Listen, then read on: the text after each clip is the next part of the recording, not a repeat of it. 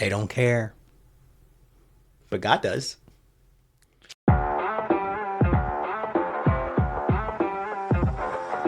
Welcome to the Kingdom Grindset Podcast. Whether you're graduating from middle school, going to high school, going to college, or into the real world, getting ready to go to work, this podcast is for you. It's kind of like when you get a job, you're learning how to do everything. And then you learn the task and you're like, all right, I'm getting bored with this. Well, you're not done yet. First, you're learning the task. Now you're learning how to honor God and others with how you perform the task. And then you're also learning how to serve others using the task that you've learned, how you've developed. Once you start learning all of those processes, people will recognize you and you'll get promoted. If there's one person that comes to my mind when it comes to excellence in a job environment, Dad, you are the first person that comes to mind. Because even though you've been doing this thing for 20 years, every person you work for, they are always like, okay, if I have a problem, I want him to come back. And it's not just because you're a really funny guy. It's because you do your work. Funny looking. You're a little funny looking, but it's because you do your work and you do it with excellence and you're happy to do it. You might not be the most happy to deal with the customer, but just the way that you present yourself and how you do everything 100%. Not be like, well, it looks good enough. They're not going to notice.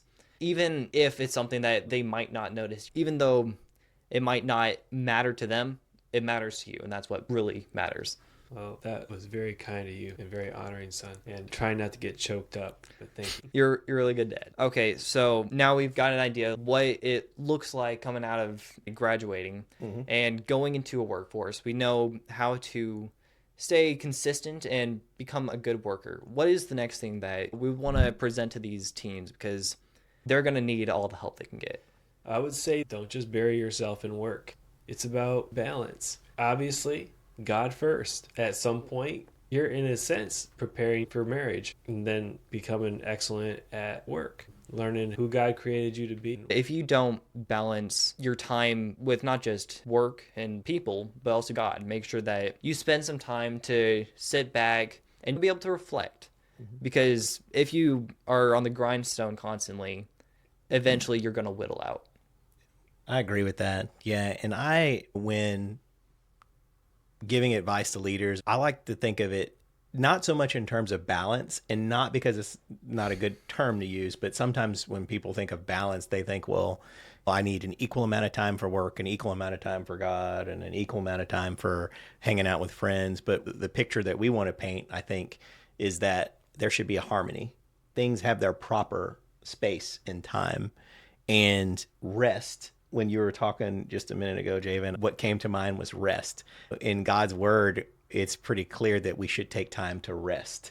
Even the creator of the universe in Genesis, after creation, rested, not because the God of the universe, he needs to actually take a rest because he was so tired, but I think it's more an example of how we take care of ourselves so that we can be the best that we can be. Yeah. And that rest doesn't mean like lounging on the sofa somewhere, but it could be. It just depended on what that is for your work-life harmony. But really, when I think of rest and when I think about it in terms of the Bible, it is allowing that space to appreciate and embrace like God's blessings, his peace, and delight in that. And then use that as a springboard or a foundation so that you can go invest in others the right way. Where you actually put something in them that helps them in their walk with Christ, and it also in turn blesses you. The last part of that is like thriving, right? So it can't be just all about you. I see a lot of quote unquote influencers, and everything is about what I have, and I just bought this mansion and I'm 16 and I spread my money out on the camera so everyone can see. In a lot of those situations, and we don't get to see it all on the screen, but some of them are actually, they talk about how empty they are, how they're depressed or they're missing something. You can tell they're looking for something. Yeah. And it's because they're looking to fill that hole in their heart, but they haven't turned to God, or they refuse to, or they don't want to do it right now because we have enough time to worry about God when we get older. So you can't thrive without being vested towards people. And most importantly, you can't thrive without walking with the Lord. Yeah. No matter how much money you have. when you do get out into the real world, you graduate from high school, you start thinking about how will I show or demonstrate that I'm successful. I saw this interesting conversation where it was two sets of guys. It was a set of millionaire, quote unquote, influencer type guys. And then you had a group of, I'm going to use the word average guys because they're not famous. They're just guys who were in careers or professionals who lived in modest family-sized homes. The conversation that they were having was about, what does this successful man look like? And one thing I noticed is the guys over here who were the millionaires who had all the cars and the multi-million-dollar mansions, they were so angry and they were demeaning to the guys on the other side of the stage because how big is your house? How many cars do you have? How much money do you have in your bank?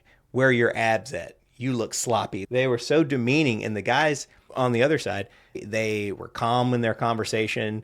They were pointing out that they thought helped them feel successful is I take care of my family. I'm able to provide for my family. Yeah. I get to go to my kids' sports games. The millionaires, like, how do you even see that successful? And one thing I gathered from that is these guys are so angry and they're so judgmental and willing to disparage these guys. Well, that lets me know that they're hurting inside and they're missing something in their life. And the reason why they're angry is they can't understand how these men could be at peace and have such self-control.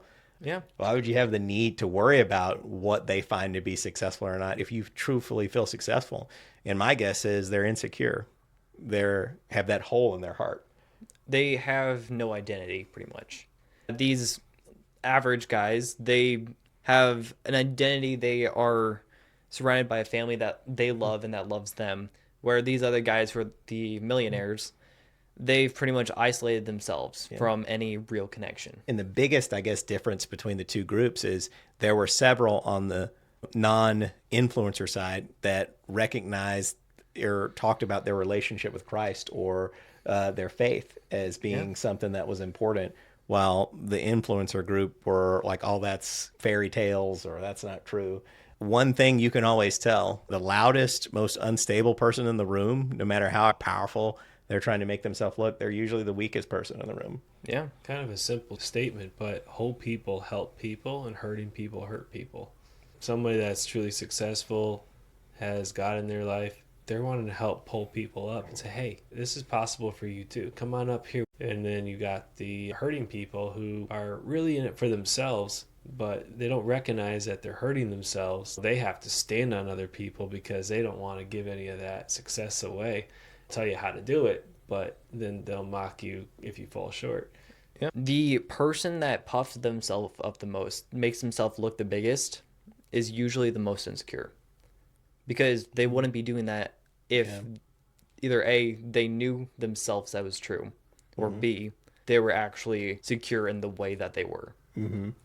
They got to tell themselves that to convince themselves and prove it to themselves. Saying that I hear practically 24/7 is fake it till you make it. And some ways that's okay, but when it comes to like such an extreme that you have turned into somebody who is considered toxic, that is too far. Some people are afraid to do anything because they don't have it all figured out yet. Yeah.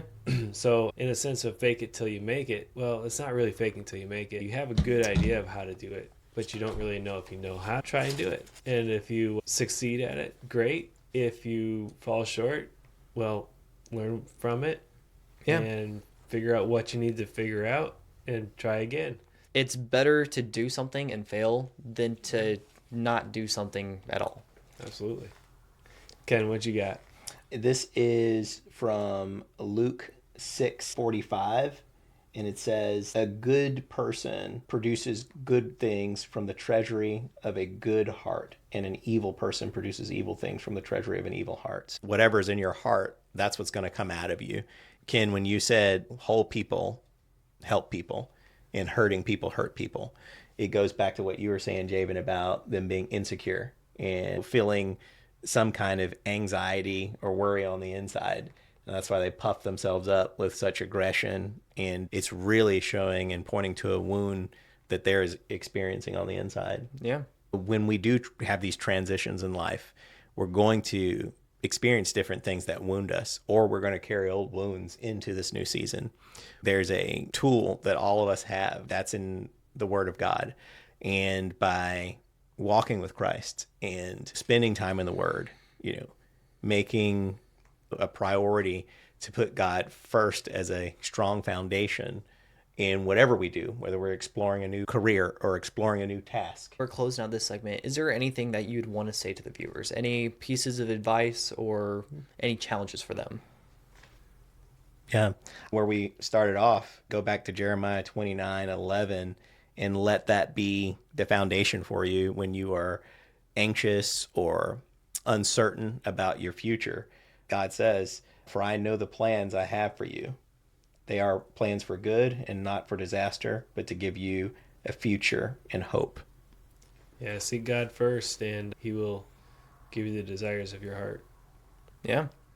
And I would just challenge you guys, even if you're afraid to do something, do it. It's better to do something and fail than to not do it and regret it for the rest of your life. Better to do something with God and may not get it quite right and learn from it than to never take a chance and step out of your comfort zone.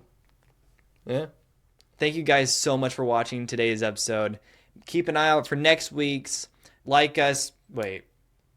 I hope you like us. Make sure to drop a like, subscribe, and hit that notification bell so you see the next time a video pops out. Have a great week, guys.